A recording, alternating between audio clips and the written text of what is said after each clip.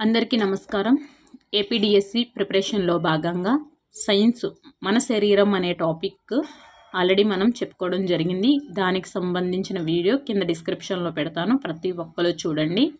అలాగే ఈ వీడియో ఎక్కడ స్కిప్ చేయకండి, వెరీ వెరీ ఇంపార్టెంట్ బిట్స్ అండి ఇవి. అలాగే మన వీడియోకి ఒక లైక్ చేయండి, ప్లీజ్ లైక్ మీ. వీడియో చూస్తున్న వాళ్ళు ఎవ్వరూ లైక్ చేయట్లేదు, ప్లీజ్ లైక్ చేయండి. నేను మరిన్ని వీడియోస్ మీకు చేస్తాను, మీరు లైక్ చేస్తేనే నేను మరిన్ని వీడియోస్ చేయడానికి అవకాశం ఎక్కువగా ఉంటుంది. ప్లీజ్ లైక్ చేయండి, ఓకేనా. నెక్స్ట్, లైక్ చేస్తే మీకు దగ్గరగానే ఉంటాయండి వీడియోస్, ఎప్పుడు కావాలంటే అప్పుడు చూసుకోవచ్చు, ఓకేనా. ఫస్ట్ క్రింది మీకు నచ్చకపోతే డిస్లైక్ చేసేయండి, ఓకేనా.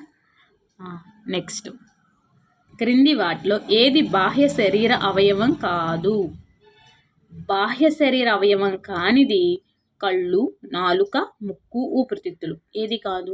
ఊపిరితిత్తులు. ఇది బాహ్య కాదు, అంతరం ఇది. నెక్స్ట్, మన శరీరం డాష్ అని పిలువబడే వివిధ శరీర భాగాలతో రూపొందించబడింది. అవయవాలు అని పిలువబడే వివిధ శరీర భాగాలతో రూపొందించబడింది. నెక్స్ట్, క్రింది వాటిలో ఏ అవయవం మొత్తం శరీరాన్ని నియంత్రిస్తుంది మరియు మనం ఆలోచించడంలో సహాయపడుతుంది?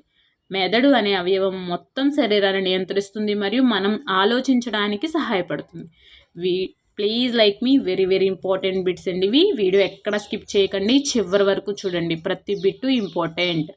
నెక్స్ట్, శరీరం లోపల ఉండే అవయవాలను ఏమంటారు? అంతర్గత అవయవాలు అంటారు. నెక్స్ట్, క్రింది ఇవ్వబడిన ఇంద్రియ అవయవాలు దీనికోసం ఉపయోగపడతాయి? చెవి, ముక్కు, చర్మం, కళ్ళు అనేవి భావన కోసం ఉపయోగపడతాయి.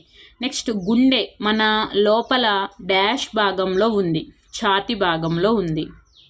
నెక్స్ట్, బలమైన ఎముక మరియు దంతాల కోసం ఏ ఖనిజం అవసరం? కాల్షియం అవసరం.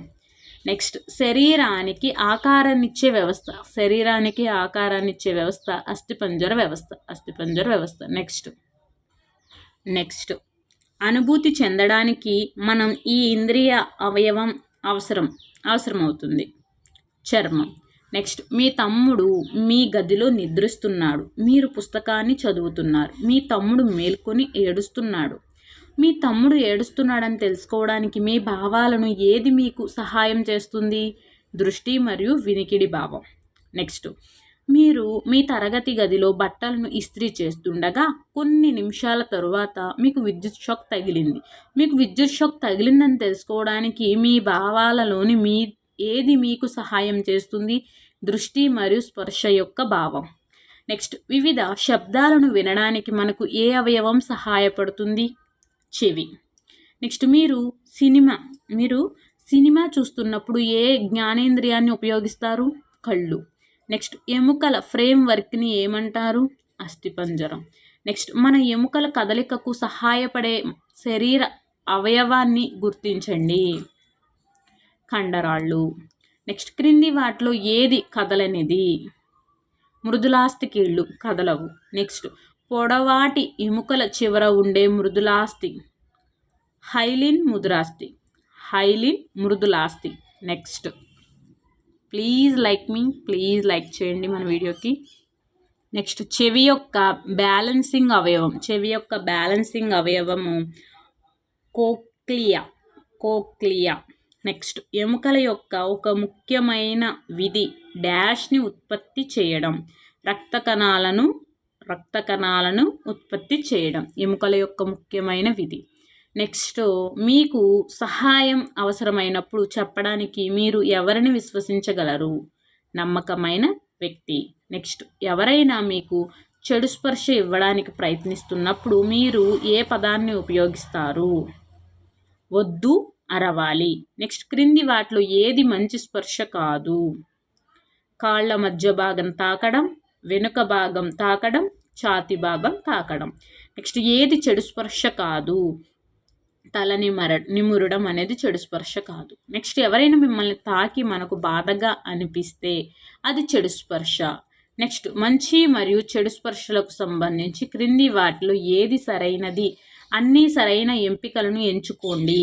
అంటే ఎవరైనా మీకు అసౌకర్యం కలిగిస్తే మీరు రిపోర్ట్ చేయాలి. నెక్స్ట్, క్రింది వాటిలో నిర్దిష్ట అభ్యాసన వైకల్యానికి ఉదాహరణ ఏది? ADHD. నెక్స్ట్, ప్లీజ్ లైక్ మీ. ఇంకా ఎవరైనా మన వీడియోకి లైక్ చేయకపోతే లైక్ చేయండి. అలాగే వీడియో ఫస్ట్ చూస్తున్న వారైతే ప్లీజ్ సబ్స్క్రైబ్ చేసుకోండి. డిస్క్రిప్షన్లో అలాగే ప్లేలిస్ట్లో కూడా చాలా వీడియోస్ అనేవి మనం అప్లోడ్ చేయడం జరిగింది. ప్రతి వీడియో డిఎస్సి ఎస్జిటి వాళ్ళకి బాగా ఉపయోగపడుతుంది. ప్రతి ఒక్కరు ఆ వీడియోస్ చూడండి. తక్కువ టైంలో ఎక్కువ నేర్చుకుంటారు. నెక్స్ట్, క్రింది వాటిలో మేధో వైకల్యానికి ఉదాహరణ ఏది? డిస్లెక్సియా. మేధో వైకల్యానికి డిస్లెక్సియా కాదు, సారీ ఏడిహెచ్డి. నెక్స్ట్, అభివృద్ధి క్రమరాహిత్యం యొక్క ఉదాహరణ. అభివృద్ధి క్రమరాహిత్యం యొక్క ఉదాహరణ ఏడిహెచ్డి. నెక్స్ట్, శారీరక వైకల్యం అంటే ఏమిటి? శారీరక వైకల్యం అనేది ఒక వ్యక్తి యొక్క చలనశీలత, శారీరక సామర్థ్యం, సత్తువ లేదా సామర్థ్యంపై ప్రభావం చూపే శారీరక స్థితి. నెక్స్ట్, క్రింది వాటిలో ఏది వైకల్యం రకం కాదు? అంటే వైకల్యాన్ని అధిరోహించటం అనేది వైకల్యం రకం కాదు. నెక్స్ట్, క్రింది వాటిలో వైకల్యం యొక్క లక్షణం మేధావి, బౌద్ధిక, ఇంద్రియ. ఈ మూడు కూడా వైకల్యం యొక్క లక్షణాలు. నెక్స్ట్, మేధోపరమైన వైకల్యాలను నిర్వచించడానికి క్రింది వాటిలో ఏ ప్రమాణాన్ని ఉపయోగించవచ్చు? అంటే సగటు మేధో పనితీరు కంటే గణనీయంగా తక్కువ. సగటు మేధో పనితీరు కంటే గణనీయంగా తక్కువ. నెక్స్ట్, డౌన్ సిండ్రోమ్ యొక్క వ్యక్తులు తరచుగా మధ్యస్థం నుండి తీవ్రమైన మేధోపరమైన బలహీనతలను కలిగి ఉంటారు మరియు సాధారణంగా కొలవగల ఐక్యూ ఎంత అంటే 30 నుంచి 70 అనేది వాళ్ళ కొలవగలిగిన ఐక్యూ డౌన్ సిండ్రోమ్ ఉన్న వ్యక్తులు.